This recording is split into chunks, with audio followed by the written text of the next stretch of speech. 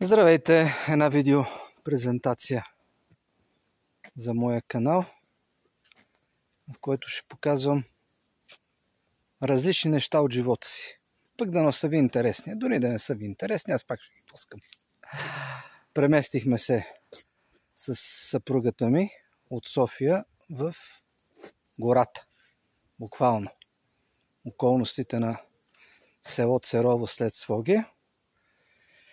И е доста различно живеенето на къща от апартамент.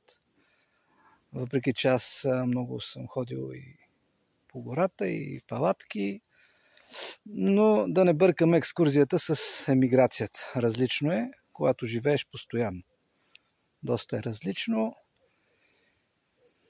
Има всякакви ситуации, някои биха ги нарекли трудности, понякога и аз ги наричам така.